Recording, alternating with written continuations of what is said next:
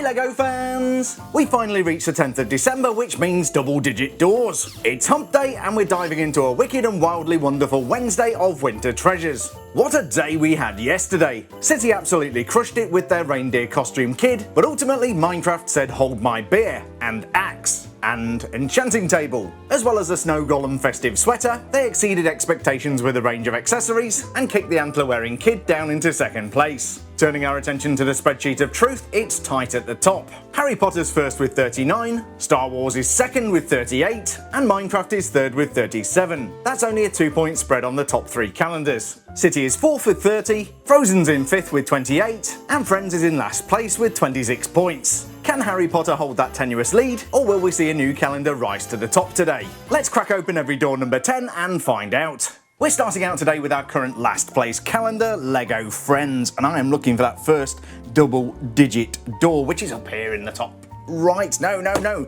top left. Come on, other left. There we go. All right, let's see what's behind door number 10, and we have... Oh, it's a mini doll day. It is whoever... yeah, sometimes it tells us on the side of the box. I don't know who that is. It's the boy one. And he's got a sleeping bag, as they all do. But they also have these really nice printed torsos, which are, up to now, exclusive to the calendar. So that is actually a nice thing. Looks like either a pair of Cheetos or maybe gingerbread men with a hat.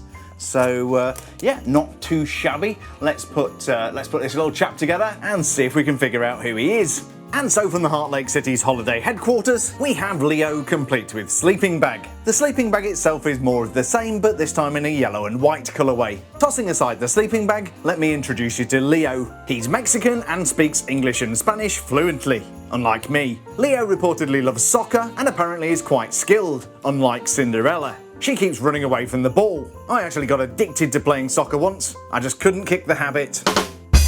The dual moulded legs are a stock element, but the printed torso is anything but. That's exclusive. Those gingerbread people in Santa hats are absolutely adorable. Actually, I did hear about a gingerbread man who got fired. He just wasn't cut out for it. Also, I found a gingerbread man with one leg last year. Turned out it was Limp Bizkit. The printed design continues around the back, but we do find a little bit of smudging. The textured hair is a really nice element, and the facial print is fairly crisp. The same cannot be said for the printing on the arms. That's pretty jacked up. Actually, under closer inspection, the orange isn't quite right on that gingerbread person. I do happen to know that some of the parts in this calendar are actually manufactured in Mexico. Wouldn't it be ironic if they messed up the printing on the Mexican kid? I can honestly say this is a pretty good start for Friends. Will Leo's sleepy charm be enough to vault LEGO Friends up the leaderboard? Let's see what Disney's got behind door number 10. So a pretty good start from the Heartlake City Mafia. We are moving on to Frozen, which absolutely disappointed yesterday. So yeah, a very unfinished fireplace, which was full of foreboding. I almost didn't open this, but we are going to go for it anyway. So let's see what number 10 brings us. And yeah, I think these might be accessories for the fireplace. Oh dear. Disney, you've Frozen, oh, you don't learn anything. Yeah, it looks like we've got a couple of stockings which aren't particularly well done, and then some festive decoration. Oh, this is going to be a rough day. So from the Frozen calendar, we have the missing pieces from yesterday's gift. Yesterday, you'll remember we got a fireplace which looked quite unfinished. This is precisely the reason why. Part of today's gift is a pair of stockings suitably colour themed for Anna and Elsa. These are incredibly simple, not unlike some of the characters in Frozen. Also very simple is this festive wreath. Now of course these are not intended as standalone gifts. They're intended to decorate the desolate fireplace we got yesterday. Now think about the sheer amount of stuff we got from Minecraft yesterday. Now would it have killed you to include these accessories with the fireplace yesterday, Frozen? Putting all of this together is a significant improvement. Speaking of fireplaces, I saw a woman tossing her credit card bills in the fire once. She was called Bernadette. Although the finished thing does look quite nice, I will be judging the accessories alone. Of course life isn't fair and Christmas always reminds me of my job. I do all the work and a fat guy in a suit gets all the credit.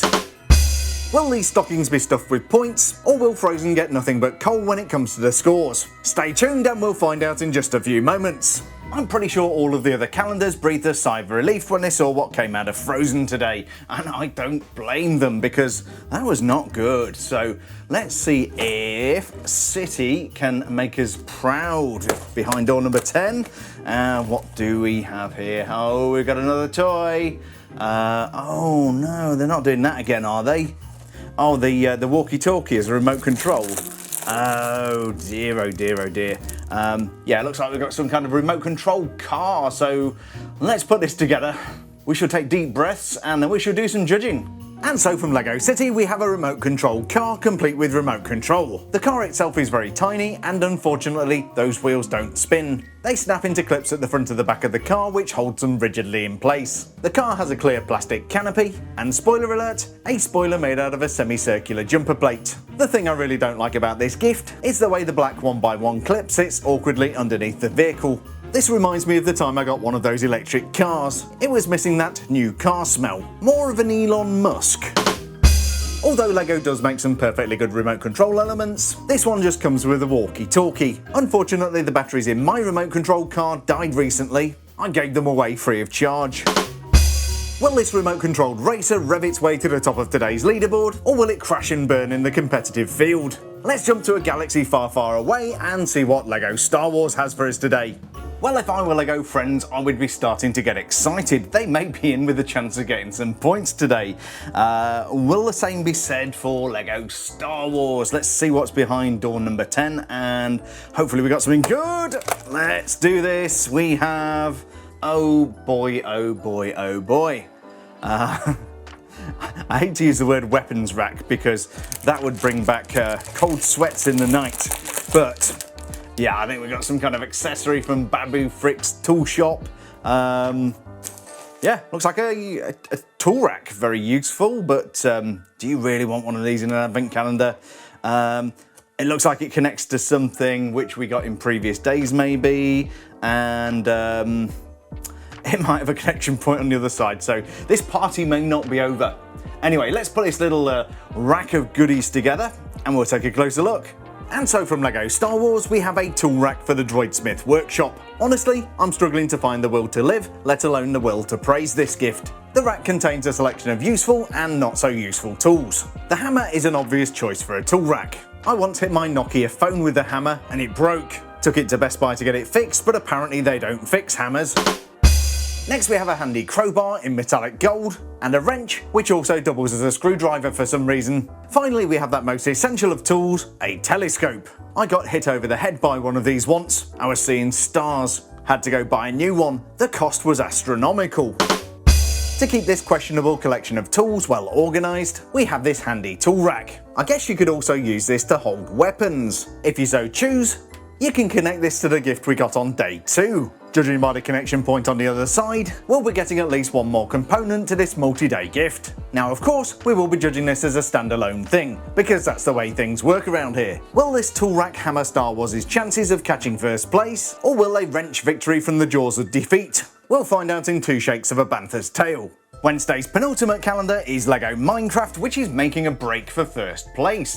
This has had a I won't say a bad start, it's had a fairly mediocre start, but yesterday's gift was an absolute stonker, so let's see. I dread to think how they're going to follow that up, but we shall reveal.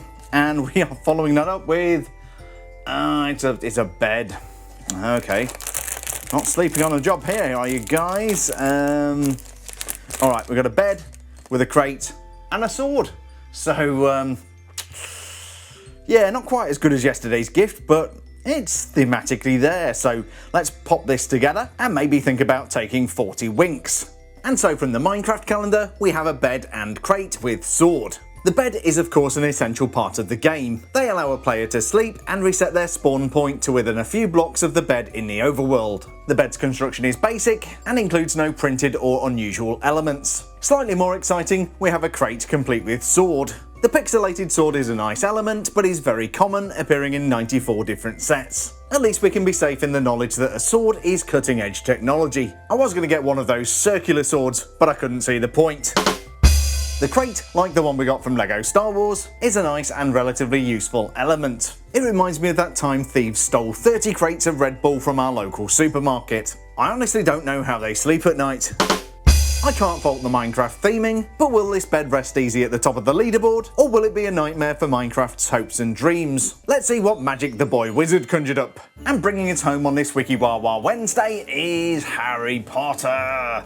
Let's see what goodness we've got behind door number 10, and oh, it's a good day, it's a good day, it's a good day. And is that Luna? No, can't be Luna because she's a Ravenclaw best house, of course. And this is a Hufflepuff. Oh, you know what?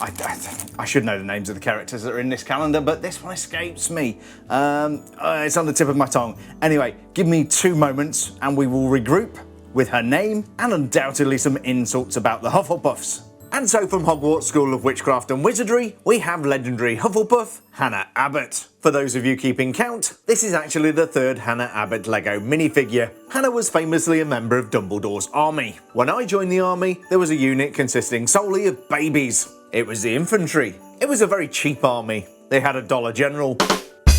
Hannah does of course come with the obligatory wand. I can't tell you much about this other than it was made of wood and probably came from Ollivanders. It's also worth noting that this is the same colour wand as we get with Harry Potter, therefore very, very common. The minifigure is exclusive to this calendar, but for one good reason. It's not because of those generic black legs. It's because of that amazingly cute printed torso featuring a baby Mandrake. Even better, the Mandrake has decorations. The printing around the back is a little more generic, but still favourably festive. Finishing off this heroic Hufflepuff, we have a really nice blonde hairpiece. The facial print has a broad smile, but is not exclusive to the minifigure.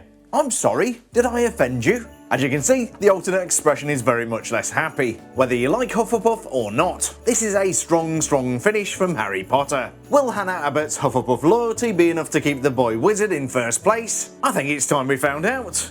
And so we have a sizable selection of swag from behind door number 10 of every LEGO advent calendar. From LEGO Friends we got Leo with his sleeping bag, Frozen disappointed with stockings and a wreath to complete yesterday's fireplace, LEGO City just rolled in with an RC car and remote control, and Star Wars had the audacity to gift us a tool rack. From Minecraft we got some essential survival gear, and finally Harry Potter proved it's always a good day when you get a minifigure with this Hannah Abbott minifigure. But which one of these gregarious gifts deserves to enjoy a festive sleepover with Leo and his gingerbread pals, and which deserves to stand on Frozen's mantelpiece gathering dust forevermore? Let's award some points! In last place, earning a single solitary point of shame for Frozen, are the stockings and wreath. They do qualify as festive, but nobody gets rewarded in this game for giving us half a gift. 5th place and 2 points goes to LEGO City for the remote controlled car. The build quality was, shall we say, a little shonky, and it really felt like LEGO City was spinning their wheels today. Coming in 4th with 3 points is LEGO Star Wars for the tool rack. I'm being a little generous here because the build is functional and fits the Droidsmith theme. The lack of minifigures, however, is starting to grate on me.